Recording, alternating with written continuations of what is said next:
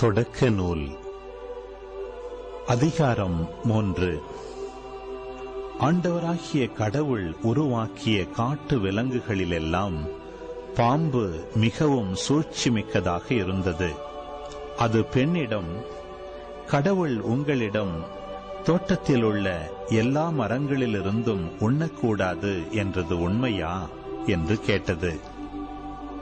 பெண் பாம்பிடம், தோட்டத்தில் இருக்கும் மரங்களின் பழங்களை நாங்கள் உண்ணலாம், ஆனால் தோட்டத்தின் நடுவில் உள்ள மரத்தின் கனியை மட்டும் நீங்கள் உண்ணக்கூடாது, அதை தொடவும் கூடாது, மீறினால் நீங்கள் சாவீர்கள் என்று கடவுள் சொன்னார் என்றாள். பாம்பு பெண்ணிடம், நீங்கள் சாகவே மாட்டீர்கள், ஏனெனில் நீங்கள் அதிலிருந்து உண்ணும் நாளில் உங்கள் கண்கள் திறக்கப்படும், நீங்கள் கடவுளைப் போல் நன்மை தீமையை அறிவீர்கள் என்பது கடவுளுக்கு தெரியும் என்றது.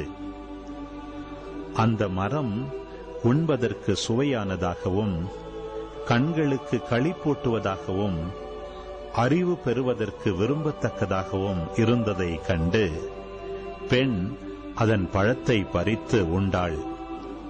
அதை தன்னுடன் இருந்த தன் கணவனுக்கும் கொடுத்தாள். அவனும் உண்டான். அப்பொழுது அவர்கள் இருவரின் கண்களும் திறக்கப்பட்டன. அவர்கள் தாங்கள் ஆடையின்றி இருப்பதை அறிந்தனர். ஆகவே அத்தி இலைகளை தைத்து தங்களுக்கு ஆடைகளை செய்து கொண்டனர். மென்காற்று வீசிய பொழுதினிலே தோட்டத்தில் ஆண்டவராகிய கடவுள் உலவிக் கொண்டிருந்த ஓசை கேட்டு மனிதனும் அவன் மனைவியும் ஆண்டவராகிய கடவுளின் திருமுன்னிருந்து விலகி தோட்டத்தின் மரங்களுக்கு இடையே ஒளிந்து கொண்டனர். ஆண்டவராகிய கடவுள் மனிதனை கூப்பிட்டு, நீ எங்கே இருக்கின்றாய் என்று கேட்டார்.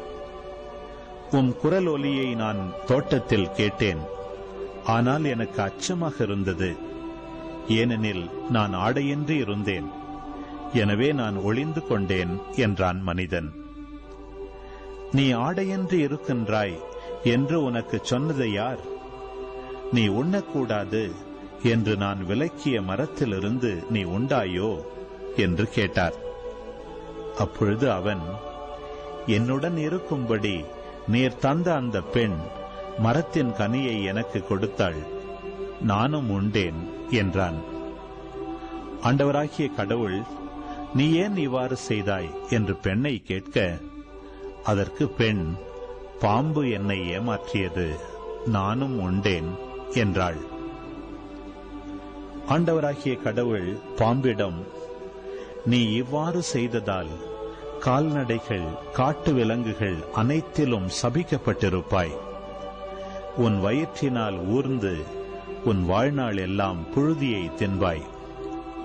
உனக்கும் பெண்ணுக்கும் உன் வித்துக்கும் அவள் வித்துக்கும் பகையை உண்டாக்குவேன். அவள் வித்து உன் தலையை காயப்படுத்தும், நீ அதன் குதிங்காலை காயப்படுத்துவாய் என்றார். அவர் பெண்ணிடம், உன் மகப்பேற்றின் வேதனையை மிகுதியாக்குவேன். வேதனையில் நீ குழந்தைகள் பெறுவாய். ஆயினும் உன் கணவன் மேல் நீ வேட்கை கொள்வாய், அவனோ உன்னை ஆள்வான் என்றார். அவர் மனிதனிடம், உன் மனைவியின் சொல்லை கேட்டு உண்ணக்கூடாது என்று நான் கட்டளையிட்டு விலக்கிய மரத்திலிருந்து நீ உண்டதால் உன் பொருட்டு நிலம் சபிக்கப்பட்டுள்ளது. உன் வாழ்நாள் எல்லாம் வருந்தி அதன் பயனை உழைத்து நீ உண்பாய். முட்செடியையும் முட்புதரையும் உனக்கு அது முளைப்பிக்கும். வயல்வெளி பயிர்களை நீ உண்பாய். நீ மண்ணிலிருந்து உருவாக்கப்பட்டதால் அதற்கு திரும்பும் வரை நெற்றி வியர்வை நிலத்தில் விழ உழைத்து உன் உணவை உண்பாய். நீ மண்ணாயிருக்கிறாய், மண்ணுக்கே திரும்புவாய் என்றார். மனிதன் தன் மனைவிக்கு ஏவாள் என்று பெயரிட்டான். ஏனெனில் உயிருள்ளோர் எல்லோருக்கும் அவளே தாய். ஆண்டவராகிய கடவுள் மனிதனுக்கும் அவன் மனைவிக்கும் தோல் ஆடைகள் செய்து அவர்கள் அணியச் செய்தார். பின்பு ஆண்டவராகிய கடவுள், மனிதன் இப்பொழுது நம்முள் ஒருவர் போல் நன்மை தீமை அறிந்தவன் ஆகிவிட்டான். இனி அவன் என்றென்றும் வாழ்வதற்காக வாழ்வின் மரத்திலிருந்தும் பறித்து உண்ண கையை நீட்டிவிடக் கூடாது என்றார். எனவே ஆண்டவராகிய கடவுள் அவன் உருவாக்கப்பட்ட அதே மண்ணை பண்படுத்த அவனை ஏதேன் தோட்டத்திலிருந்து வெளியே அனுப்பிவிட்டார். இவ்வாறாக அவர் மனிதனை வெளியே துரத்திவிட்டார். ஏதேன் தோட்டத்திற்கு கிழக்கே வாழ்வின் மரத்திற்கு செல்லும் வழியை காப்பதற்கு கெருபுகளையும் சுற்றிச் சுழலும் சுடரொளி வாளையும் வைத்தார்.